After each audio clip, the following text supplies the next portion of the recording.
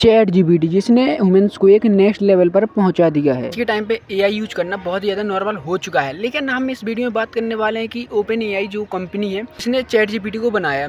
तो हमें इस वीडियो में यही बात करने वाले हैं कि चैट जीपीटी सक्सेसफुल होने का सीक्रेट क्या था और उसमें मतलब क्या क्या रीजन्स आए बीच में और उन्हें क्या क्या प्रॉब्लम फेस करनी पड़ी। तो मैं इस वीडियो में सारी चीज़ें तुम्हें बताने वाला हूँ। और एक बात और कि 80% से ज़्यादा का मार्केट चैट जीपीटी कवर करे बैठा है। ऐसा नहीं है कि चैट जीपीटी के अलावा मार्केट में कोई और एआई नहीं है तो बहुत सारे। तुम अभी प्ले स्टोर पर अगर जाकर सर्च करोगे तो तुम्हें बहुत सारे एआई मिल जाएंगे, लेकिन 80% से ज़्यादा तो भाई चैट जीपीटी नहीं कवर कर रखा है। मतलब कि अगर 100 बंदे कोई एआई मतलब 100 बंदे अगर यूज करते हैं एआई को तो 80 करते हैं चैट जीपीटी को यूज और 20 करते हैं अदर्स एआई को। तो चलो मैं तुम्हें सीक्रेट बताता हूँ और पूरी डिटेल्स बताता हूँ इस वीडियो में कि क्या कैसे हुआ था। स्टीफन हॉकिंग ने भी चेतावनी दी थी कि एआई हमारे लिए डेंजर है और ऐसे ही एलन मस्क ने कहा था कि एआई बहुत ज़्यादा खतरनाक होगा। एलन मस्क ने कहा था कि एआई एक न्यूक्लियर बॉम्ब से भी ज़्यादा नुकसान करेगा ह्यूमंस को, लेकिन उन्होंने ऐसा कहा और उन्होंने ही उस कंपनी में इन्वेस्ट किया। तो ओपन एआई मेन कंपनी है चैट जीपीटी की,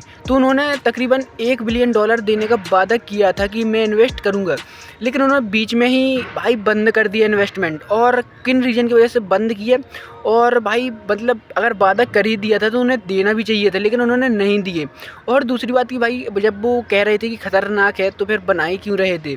तो बहुत सारे सवाल हैं जो इस वीडियो में तुम्हें अभी बताने वाला हूँ। तो चलिए वीडियो में आगे बढ़ते हैं। आज चैट जीपीटी के पास 700 मिलियन से भी ज़्यादा एक्टिव यूजर्स हैं और 1 बिलियन से भी ज़्यादा क्वेरीज डली हुई हैं। साल 2015 जब एआई था तो लेकिन भाई सिर्फ बड़ी कंपनियां ही वो यूज करती थी और जो कंपनीज हैं गूगल हो गया, फेसबुक हो गया और माइक्रोसॉफ्ट, तो ये सर्च तो कर रही थी कि कोई ऐसा एआई मिल जाए जो आम लोगों के लिए बहुत ही ज़्यादा फायदेमंद हो और सब कोई यूज कर सके। वाई कॉम्बिनेटर नई हुए स्टार्टअप्स को फंडिंग देता है। वाई कॉम्बिनेटर के जो सीईओ थे सैम एल्टमन, वो 2015 में मिले थे एलन मस्क से। तो जो उन्होंने आइडिया बताया था कि एक ऐसा एआई बनाना चाहिए जो एक आम आदमी के लिए बहुत ही ज़्यादा फायदेमंद हो। तो एलन मस्क को वह आइडिया बहुत ही अच्छा लगा था, तो उन्होंने भाई वादा तो कर दिया था कि मैं $1 बिलियन इन्वेस्ट कर दूंगा, लेकिन बीच में ही उन्होंने फंडिंग रोक दी थी। ठीक है, तो रोकी क्यों थी चलो मैं तुम्हें अभी बता देता हूँ। वाई कॉम्बिनेटर से बहुत ही ज़्यादा सक्सेसफुल स्टार्टअप्स निकले हैं, जैसे एयरबीएनबी, रेडिट हो गया और क्योरा हो गया। एलन मस्क के साथ साथ बहुत सारे लोगों ने इसमें इन्वेस्ट करना शुरू कर दिया था, जैसे सीईओ हो गया लिंक्डइन के और भाई फाउंडर हो गया पेपल के, तो इन्होंने भी इन्वेस्ट किया।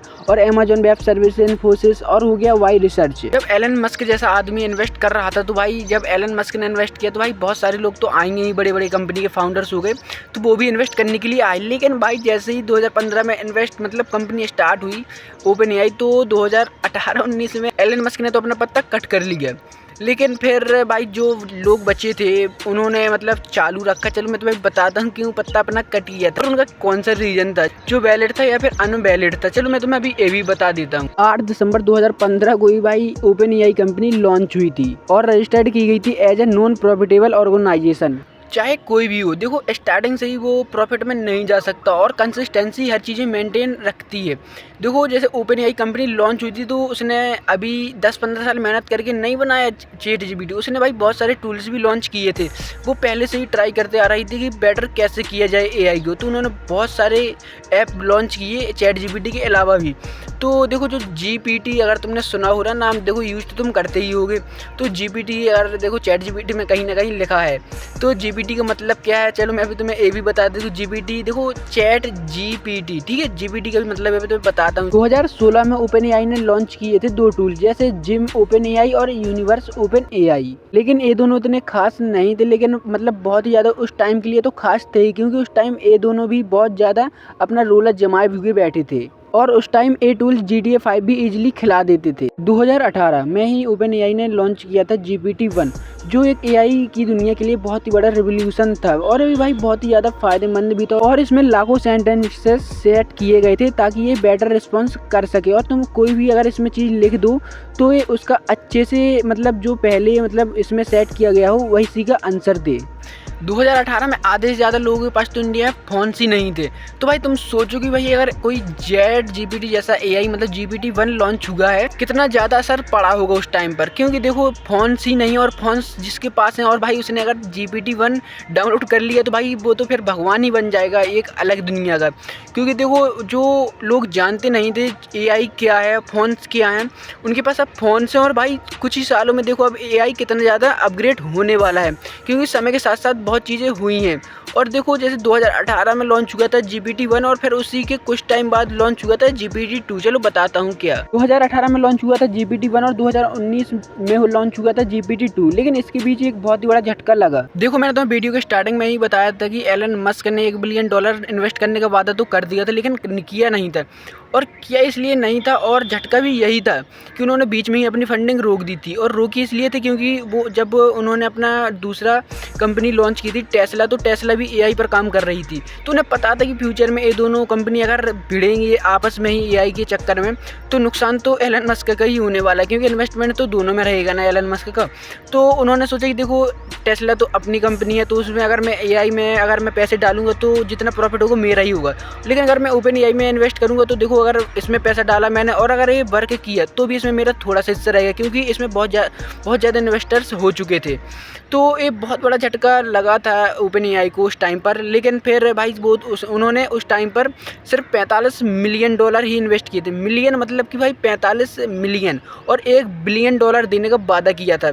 तो ये जो इन्वेस्टमेंट रोका गया था, देखो अब ऐसा आप किसी को ज़बरदस्ती कर नहीं सकते। फिर ओपन एआई ने क्या स्टेप अपनाया कि वो अपनी रिसर्च चालू कर सके और भाई वो एक अच्छा सा एआई अपग्रेड कर सके। तो चलो मैं अभी तुम्हें ये भी बता देता हूँ। ओपन एआई ने फिर लॉन्च किया कैप्ड प्रॉफिट 2018 में, ताकि उनके पास आ सके इन्वेस्टमेंट और फिर वो आगे वर्क कर सके। कैप्ड प्रॉफिट का मतलब होता है कि भाई एक लिमिटेड प्रॉफिट। मैं तुम्हें सिंपल भाषा में बता दूं, देखो जैसे मैंने कैप्ड प्रॉफिट लिया तो मैं इन्वेस्टमेंट कर दिया और उसमें सिर्फ तुम्हें एक लिमिटेड प्रॉफिट ही मिलेगा। देखो कोई स्टॉक जैसा मैटर नहीं है कि तुमने कोई किसी कंपनी का स्टॉक खरीद लिया।